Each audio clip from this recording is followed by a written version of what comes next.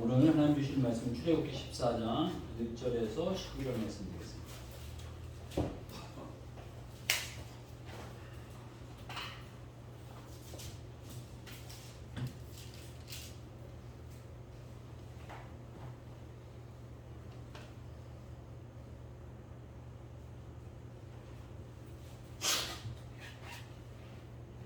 출애굽기 14장 1절에서부터 9절 말씀 제가 한 절씩 교독하겠습니다. 제가 먼저 하겠습니다.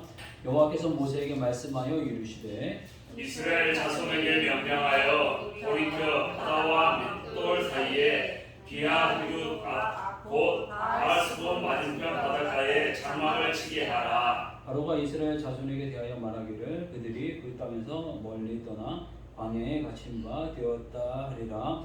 내가 바로의 마음을 완악하게 한즉 바로가 그 뒤를 따르니 내가 그와 그의 온 군대로 말미암아 영광을 얻어 애굽 사람들이 나를 여호와인 줄 알게 하리라 하시매 우리가 그대로 행하리라. 그 백성이 도망한 사실이 애굽 왕에게 알려지매 바로와 그의 신하들이 그 백성에 대하여 마음이 변하여 이르되 우리가 어찌 이같이 하여 이스라엘을 우리 섬김에서 놓아 보내었는가 하고 바로가 곧 그의 병거를 갖추고 그의 백성을 데리고 갈새 선발된 병거 600대와 애굽의 모든 병거를 동원하니 지휘관들이 다 거느렸더라.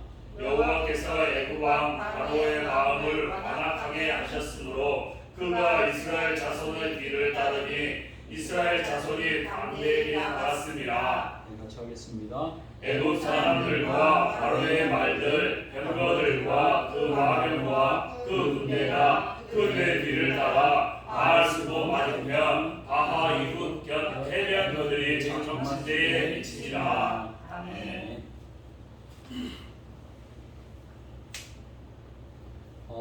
구약의 사건들 가운데 가장 중요하다라고 이제 표현하고 그렇게 하면 그렇지만 그러니까 중요하다라고 또 그 사건이 있다면 유월절 사건이다라고 이제 말씀을 드렸습니다. 그 유월절 사건과 같이 어떤 면에서 세트로 이야기하는 사건이 바로 이 홍해 사건입니다. 그래서 이 유월절 사건 하면 신약에 어떤 사건과 비교할 수도 있다라고 이야기하지 않았습니까? 예수님의 십자가 부활. 그러니까 예수님의 십자가 부활은 성경 전체를 통해서 가장 중요한 사건이 뭐냐고 하면 예수님 십자가 부활 사건입니다. 그만큼 이 유월절의 이 사건이 중요하고 어떤 면에서 그렇게까지 막 이야기할 수도 없죠. 그럴 수도 있다라고 표현합니다. 일맥상통하는 같은 사건으로도 볼 수 있다라는 사건이 되기도 합니다. 그래서 이 유월절 사건은 말씀드린 대로 이 애굽의 모든 장자와 가축의 장자들은 다 죽음을 당하지만 이스라엘의 장자와 가축은 살아나 살게 된 이런 사건이고 이 사건으로 말미암아서 아마 이 이스라엘 사람들은 정말 이 생명을 주관하시는 분이고 그리고 우리를 특별히 사랑하시는 분이구나 라는 거를 깊이 있게 느끼게 되었을 것입니다.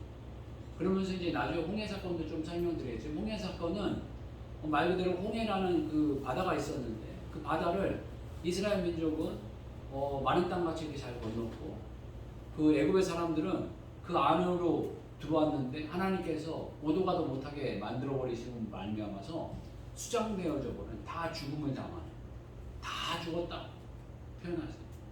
다 죽게 되는 이 사건이 일어난 것에 대해서 말씀하고 계십니다. 그래서 굳이 만약에 이거를 구분을 한다면 십자가 부활 사건은 유월절 사건이라고 한다면 이 홍해 사건은 예수님 재림하신 어떤 심판의 사건이 아닐까 그렇게 생각합니다. 그래서 홍해를 건너면 하나님의 천국 생활의 시작이고 또 이 그렇지 못한 이 애굽 사람들은 심판과 어떤 지옥의 형벌에 대한 어떤 모습을 보여주시는 것이 아닐까 이런 어떤 모습으로 상상해 볼 수도 있다. 이게 맞다라고 주장하시면 안 되고요. 그럴 수도 있다라는 생각을 갖게 되었습니다. 그러면서 이 홍해 사건과 그 유월절 사건과 이 홍해 사건이 영적으로 일어나게 되는데, 이 사건이 또 이 개인적으로 이렇게 보게 되면 이게 어떤 사건일까라는 생각을 하게 될 때, 유월절 사건은 예수님을 믿기 시작했다라고 한다면, 이 홍해 사건은 내가 죽고 예수로 산다 라는 고백의 시작이 아닐까 싶습니다. 어떤 부분에서 이 홍해 사건을 보면서 아마 내가 저기서 죽었어야 되는데, 정말 내가 죽었어야 되는데, 이런 마음들을 가졌어야 되지 않을까. 그리고 이제 이 어떤 광야 생활의 시작은 이제 내 뜻대로 사는 것이 아니라 주님 뜻대로 산다. 주님 말씀대로 산다. 주님이 원하시는 대로 산다. 주님이 이끄시는 대로 산다 라고 출발을 해야 되는데, 그렇지 못해가지고 우여곡절이 여러분들 잘 아다시피 이제 광야에서 많이 일어나게 되는데, 이 홍해 사건은 나는 죽고 예수로 사는 삶, 개인적으로는 이런 어떤 고백이 아닌가 하고, 그 다음에 그 6월절 예수 그리스도를 믿은 그 믿음의 출발이 이제 시작되어지게 되는, 이 홍해 사건에 일어난 이 과정은 그렇습니다. 이 6월절 사건이 일어나고 난 다음에 그 이스라엘 사람들이 다 이제 그 애굽의 사람들에게 금과 은과 이 폐물들과 이 물질을 걷어가지고 이제 출발해서 나오게 되었어요. 나오게 되었는데 이 13장 17절에서 22절 보게 되면, 이 자기 마음대로 이 사람들이 그 광야에서 나와가지고 걸어간 것이 아니라 하나님의 인도 따라 가게 됐다는 것을 이야기하고 있습니다. 그래서 구름기둥과 불기둥으로 인도함을 받았습니다. 우리 출애굽기 13장 17절에서 22절 말씀입니다. 우리 같이 한번 한 절씩 교독하겠습니다. 제가 먼저 하겠습니다. 바로가 백성을 보낸 후에 블레셋 사람의 땅에 길은 가까울지라도 하나님이 그들을 그 길로 인도하지 아니하셨으니, 이는 하나님이 말씀하시기를 이 백성이 전쟁을 하게 되면 마음을 돌이켜 애굽으로 돌아갈까 하셨습니다. 그러므로 하느님이 홍해의 광야 길로 돌려 백성을 인도하시매 이스라엘 자손이 애굽 땅에서 대열을 지어 나올 때에 모세가 요셉의 유고를 가졌으니, 이는 요셉이 이스라엘 자손으로 단단히 맹세하게 하여 이르기를 하나님이 반드시 너희를 찾아오시리니 너희는 내 유고를 여기서 가지고 나아가라 하였음이더라. 그들이 속도선을 떠나서 광야 끝 에담의 장막을 치니 여호와께서 그들 앞에서 가시며 낮에는 구름 기둥으로 그들의 길을 인도하시고 밤에는 불기둥을 그들에게 비추사 낮이나 밤이나 진행하게 하시니, 낮에는 구름 기둥 밤에는 불 기둥이 백성 앞에서 떠나지 아니하니라. 아멘. 하나님께서 보게 되면 그 인도하셨다라는 표현들을 하고 계십니다. 그 17절 보게 되면 인도하지 아니하셨으니, 이거 그들로 인도하시려고 했는데 인도하시지 않았다라는 표현과 18절 보게 되면 백성을 인도하매 라고 이렇게 표현하고 계십니다. 그리고 또 21절 보게 되면 그들의 길을 인도하시고 라는 이런 표현들을 하고 계십니다. 그래서 하나님께서 인도하셨는데 어디로요? 홍해 앞으로. 그냥 이 사람들이 자충우돌 하다가 실수해서 홍해 앞으로 간 게 아니라, 홍해 사건은 하나님께서 계획하시고 인도하신 사건이라는 거예요. 그런데 하나님께서 원하셨던 것은 직선으로 빨리 블레셋을 통과해서 가나안 땅으로 입성하기를 원하셨는데, 그 가나안으로 직선으로 빨리 가는 길은 전쟁의 길이라는 거예요. 어떤 면에서 전쟁의 길이었는데, 이스라엘 민족은 이 땅 가운데 전쟁을 한 번도 해본 사람들이 아니에요. 이스라엘 민족은 이 야곱 때에 그 애굽으로 넘어가가지고 그 사람들은 종살이만 한 사람들. 어떤 부분에서 어떤 종살이 했는지 정확하게 그 앞에는 모르지만 후반부 가가지고는 종살이 했던 게 그 벽돌 굽는 일을 한 거예요. 성 짓는데 벽돌 굽는. 건설업에 막노동 농부였던 우리는. 예. 막노동 농부니까 농부로서 이렇게 할 일만 했지, 막노동의 어떤 일꾼으로서 할 일만 했지, 뭔가 이렇게 총칼을 들어본 적이 전혀 없는 그런 사람들이, 뭔가 이렇게 전쟁을 못하는 사람들이 거죠. 그러니까 이 사람들이 도망갈 거라는 거는 이 하나님 아시고 이 사람들에게 맞고 이 사람들에게 합당한 길로 인도하셨는데 그게 홍해의 길이라는 거예요. 한편으로는 저는 그런 생각도 많이 했습니다. 왜 그냥 홍해냐? 빨리빨리 돌리셔가지고 그냥 블레셋 아니면 블레셋 말고 다른 길로 돌리셔서 계속 그 사람들이 그 광야 생활을 보면 애국 사람들에게 내가 너희 나라를 지나가서 빨리 좀 내가 원하는 그 가나안 땅으로 가겠다라고 했는데 거부하고 그래서 돌아가고 막 이런 일들이 있거든요.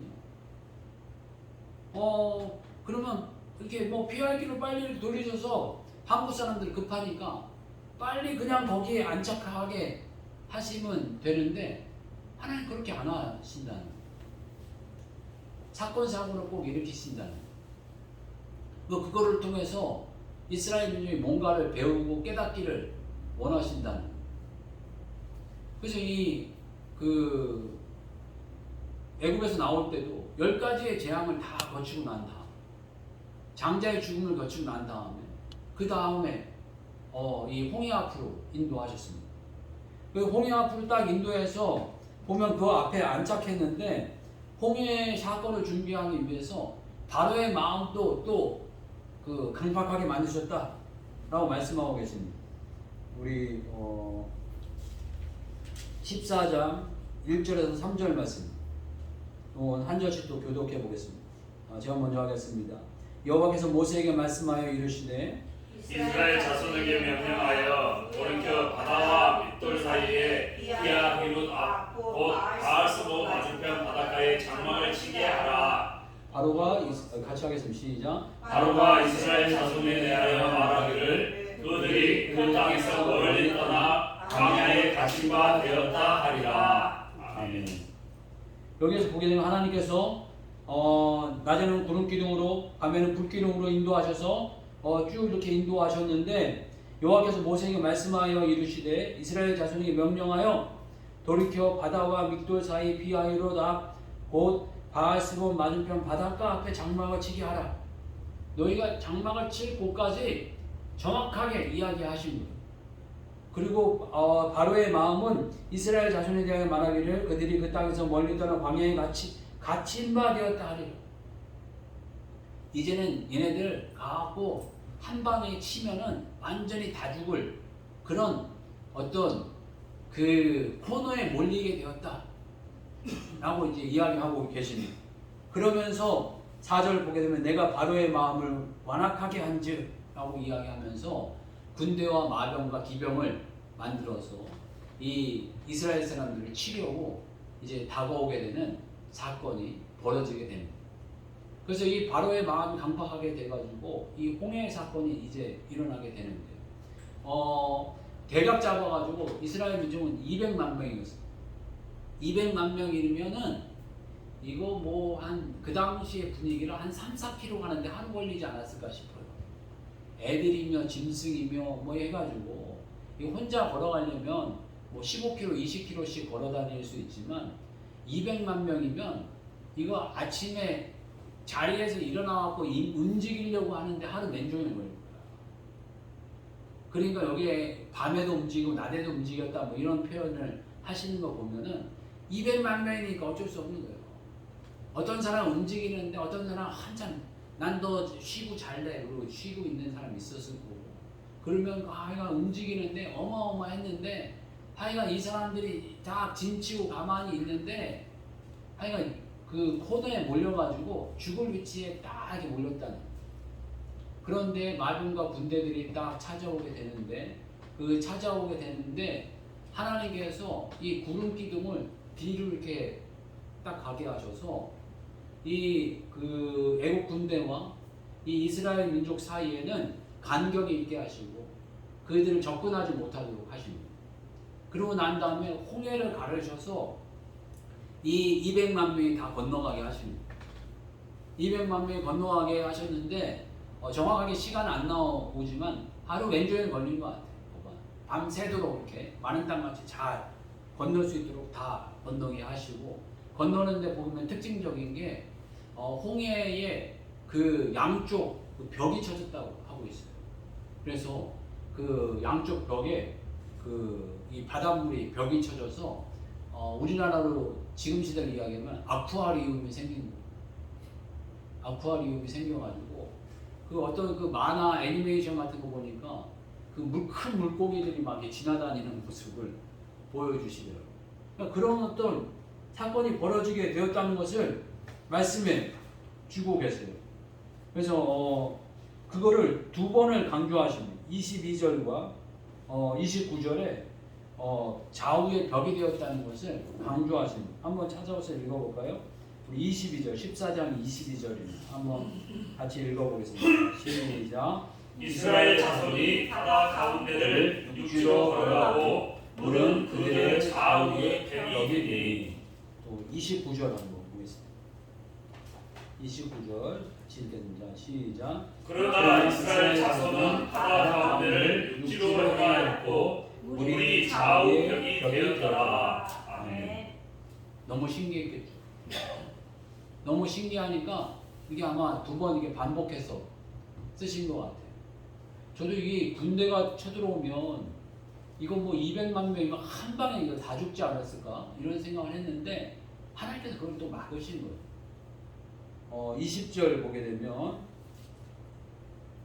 20절 같이 한번 읽어보겠습니다. 시작. 애굽 진과 이스라엘 진 사이에 이르러서니 저쪽에는 구름과 흑암이 있고 이쪽에는 밤이 밝음으로 밤새도록 저쪽이 이쪽에 가까이 못하였더라. 아멘. 하나님께서 구름 기둥을 보내셔서 그들은 흑암을 어둡게 만드시고 이쪽에 그 이스라엘 진영은 아마 불기둥 때문이었는지 밝은 대낮같이 하셔서 밤새도록 건너가게 하십니다. 그래가지고 그 애국 군대가 이제 날이 밝을 때쯤 이렇게 싹 이렇게 눈뜨게 하셔가지고 이 홍해 안으로 다 들어오게 하시고 난 다음에 다 수정시켜 버리시는 사건이 일어나게 됩니다. 그래서 이 사건이 일어나게 되면서 이스라엘 사람들은 이 사건을 보고 어떤 마음을 가졌을까 하는 생각을 갖게 됩니다. 저는 개인적으로 이스라엘 사람들이 갖게 된 그 첫 번째 마음은 우리가 믿는 하나님은 전능하시다. 아멘. 이런 어떤 마음을 갖게 됐을 거라고 생각이 듭니다. 뭐 과거에 뭐 아마 천지를 만드신 하나님, 우리를 인도하시고 보호하신 하나님 그런 말씀 많이 들었을 거예요. 그리고 뭐 그 10가지 재앙을 통해서 그들의 우상들보다도 더 강력하신 하나님, 그리고 자기가 쌓아온 물질을 한 방에 다 무너뜨릴 수도 있는 하나님. 그렇지만 하나님께서 애국 사람들을 통해서 또 물질적인 것을 한 방에 다 얻게 하실 수도 있는 하나님. 그리고 이 생명을 주시고 생명을 보호하시던 하나님, 이런 어떤 하나님을 느끼기도 했지만 이 당시에 자기 이 홍해 사건을 통해서 하나님은 전능하시다 라는 것을 눈으로 몸으로 체험하지 않았을까 싶어요. 그 홍해 사건을 애니메이션으로 보니까 그 제가 인상적인 장면 가운데 하나가 막 사람들이 겁나니까 빨리 건너가는 사람들이 많이 있었는데 어린아이가 이게 뭐라고 그럴까요? 그 호기심이 많으니까 이 사람들이 막 건너가고 마른 땅같이 사람들 다 건너가는데 벽을 이렇게 만지는 장면이 나와요. 벽에 물이 자기 손에 묻나 이렇게 막 만지고 지나가는 이렇게 물고기를에게 손짓하고 장난치는 이런 장면들이 나와요. 그 아이가 그 장면을 보면서 그 평생에 얼마나 기억에 남았을까 이런 생각을 하게 됩니다. 그래서 아이가 이렇게 건너가게 되면서 하나님 정말 전능하시구나, 세상 만물을 다스리시는 분이시구나, 창조자이시구나 라는 것을 자기 몸으로 삶으로 이렇게 체험해내지 않았을까 하는 생각을 갖게 되고, 또 하나 이분들이 느꼈을 그 마음은 심판자이시다 라는 생각을 가졌을 것 같아요. 이 홍해의 이 애굽의 이 군사들이 죽는 것을 이렇게 보게 되면서 하나님은 정말 벌하시는 분이구나, 정말 하나님 벌하시는 분이구나 이런 생각을 가졌을 것이고, 몇몇 사람들은 아마 이 애국 사람들의 핍박과 고통 때문에 그런 마음을 가지면 안 되겠지만 꼬숩다. 막 이런 마음도 사실 가졌을 것 같아요. 너 나 그렇게 괴롭히더니 봐라, 뭐 이런 마음도 가졌을 것 같아요. 신약에 오면 하나님께서 원수까지도 사랑하라 이러시지만 구약의 사람들에게는 그런 말씀 안 하셨거든요. 눈에는 눈, 이에는 이. 그 당시 그 사람들의 그 성숙도가 그 정도밖에 안 됐으니까 하나님께서 이렇게 죽이시는 모습을 직접 보이시는 거예요. 내가 심판하는 자는 이렇게 심판한다. 벌하는 자는 이렇게 벌한다. 라는 것을 보여주셨습니다. 그 몇몇 분들은 그런 이야기 하는 분이 사랑의 하나님이기 때문에 우리는 웬만하면 다 용서하실 거다. 그래서 지옥이 어딨냐? 천국은 있어도 지옥은 없을 거다. 이렇게 이야기하고 생각하는 경우들이 있지만 구약에서는 하나님 반드시 말씀하시는데 벌하시는 하나님이다. 분명히 벌하시는 하나님이다. 라는 것을 분명히 보여주시고 말씀하고 계시고 드러내 계신다는 것을 저희들이 기억해야 하겠습니다. 우리의 생각과 판단으로 하나님을 판단하고 하나님을 생각할 수가 없는 거예요. 어떤 면에서 저도 그런 소리 잘하는데 왜요? 몰라요. 알기는 우리가 어떻게 알겠어요. 인간이 하나님이 행하시는 일을 어떻게 알고 그걸 알려고 하는 것 자체가 교만인 거죠. 근데 저도 모르는 사이에 늘 보면 왜요? 이런 소리를 많이 하게 되는 것 같아요. 설명해줘도 모르죠. 어린아이가 왜라고 이야기를 많이 할 수도 있어요. 엄마 왜 내가 주사를 맞아야 돼? 엄마 내가 왜 이 약을 먹어야 돼? 그 약을 먹을 때 쓰고 맞을 때 아프지만 그래야만 하니까 우리가 하는 건데 아이들에게 설명해서 이해할 수도 있지만 어릴 때는 이해를 못하는 거죠. 말귀를 못 알아들을 때는 알 수 없는 모습이 아닌가 싶습니다. 우리가 기억해야 될 것은 정말 하나님은 전능하시다. 하나님은 정말 우리들에게 심판을 행하신다. 또 갚아주신다. 이런 것들을 이 사건을 통해서 이 이스라엘 사람들이 알게 되지 않았을까 하는 생각을 갖게 되고요. 그런데 하나님께서 이 홍해 사건을 통하여서 우리들에게 알려주고 싶은 하나님의 모습이 있습니다. 이것은 우리 인간이 개인적으로 보면서 경험하면서 느꼈을 거지만 하나님께서 이 홍해 사건을 통해서 내가 어떠한 사람이라는 것을 내가 너희들에게 알려주고 싶다라는 어떤 의미지와 그 메시지들이 있습니다. 그 첫 번째 메시지는 출애굽기 14장 13절 14절 말씀입니다. 13절 14절 같이 한번 읽어보겠습니다. 시작. 모세가 백성에게 이르되 너희는 그거 하지 말고 가만히 있어서 여호와께서 오늘 너희를 위하여 행하시는 구원을 보라. 너희가 오늘 본 애국 사람은 영원히 다시 보지 아니하리라. 여호와께서 너희를 위하여 싸우시리니 너희는 가만히 있을지니라. 아멘. 여호와 하나님께서 너희를 위해서 싸우신다는, 나를 위해서 싸우신다라는 겁니다. 어떤 홍해의 사건은 이스라엘이 뭔가를 할 수 있는 게 아무것도 없어요. 아까도 말씀드렸지만 이스라엘은 전쟁을 해본 적이 한 번도 없는 사람이에요. 남 밑에서 그냥 시키는 대로 일만 한 사람들이에요. 그러니까 자주적으로 뭔가를 해본 적이 없는 사람이에요. 누군가를 섬겨본 것도 없고 그냥 종으로서 섬긴다는 게 어떤 면에서 뭔가 교류하면서 뭔가를 나라를 세우고 공동체를 세우고 이런 게 아니고 공동체의 한마디로 시녀와 종으로 부속품 같이 그냥 사는 사람들이에요. 주도적으로 뭔가를 해본 적이 없는 그러니까 종 같은 사람들이죠. 한마디 종 같은 종이에요. 종. 어떤 세상 돌아가는 일엔 전혀 주도성이 없이 그냥 소모품 같은 부품 같은 길가에 버려진 돌짝박 같은 그런 인생들일 뿐이라는.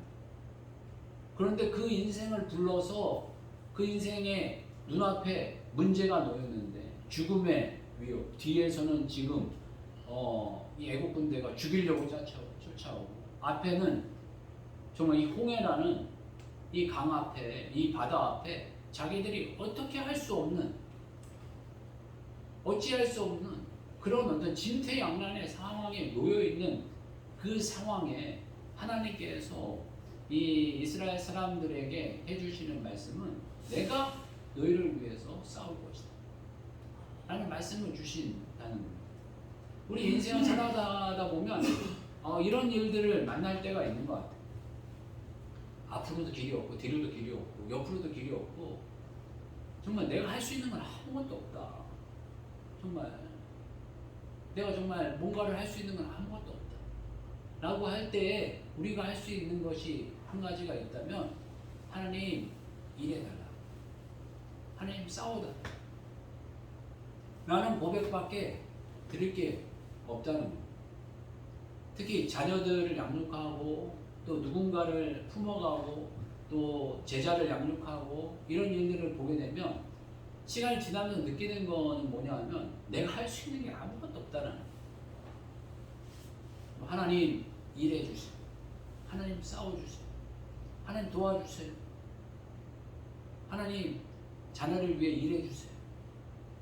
또 제자를 위해 일해 주세요. 하나님 보내신 양들을 위해서 일해 주세요. 라고 이렇게 고백할 수밖에 없는 것 같아요. 그거를 알게 하시는 거예요. 우리들의 인생에 홍해를 만났나요? 홍해를 발견했나요? 우리가 홍해를 발견할 때마다 하나님 앞에 정말 하나님 일해 주세요. 하나님 싸워 주세요. 이런 고백이 저와 여러분들에게 있기를 주의 이름 축복합니다. 그리고 홍해의 사건은 모든 사람이 여호와 하나님이신 것을 알게 하시는 사건이라는 그 18절 말씀 보게 되면 같이 한번 읽어보겠습니다. 18절 말씀 같이 읽겠습니다. 시작. 내가 바로와 그의 병거와 마병으로 말미암아 영광을 얻을 때에야 애국 사람이 나를 여호와인 줄 알리라 하시더니. 아멘. 홍해 사건으로 말미암아서 하나님 영광이 드러나고 또 여호와 하나님의 이름이 더 널리 알려지게 된다는 여러분들의 개인적인 홍해 사건 또 이 공동체적인 홍해 사건 이런 사건들을 통해서 하나님 영광 받으시고 또 하나님의 이름이 더 증거되어지고 복음 증거가 되어지는 통로가 된다라는 것을 우리들에게 말씀해 주고 계십니다. 홍해 사건 너무나도 어렵고 힘든 사건이지만 그 사건 때문에 여호와의 복음이 또 증거될 수 있는 어떤 계기가 되고 힘이 된다는 것입니다. 그리고 또 마지막으로 31절 보겠습니다. 31절 보게 되면 하나님을 경외하고 또 허락해 주신 지도자를 또 신뢰하게 되는 사건이 일어나게 된다는 것을 말씀해 주고 계십니다. 우리 31절 말씀을 같이 읽겠습니다. 시작. 이스라엘이 여호와께서 애국 사람들에게 행하신 그 큰 능력을 보았으므로 백성이 여호와를 경외하며 여호와 그의 종 모세를 믿었더라. 아멘. 용해 사건으로 말미암아서 하나님을 더 경외하게 됐다. 하나님 신뢰하게 됐다. 라고 이렇게 표현하고 있고 또 이 모세를 믿고 이제 따르게 되는 사건이 벌어지게 되었다는 것을 말씀해 주고 계십니다. 우리 인생에 크고 작은 홍해를 만나게 됩니다. 홍해를 만나면 이 블레셋 사람을 피했듯이 피하고 도망가는 그런 수준일 수도 있습니다.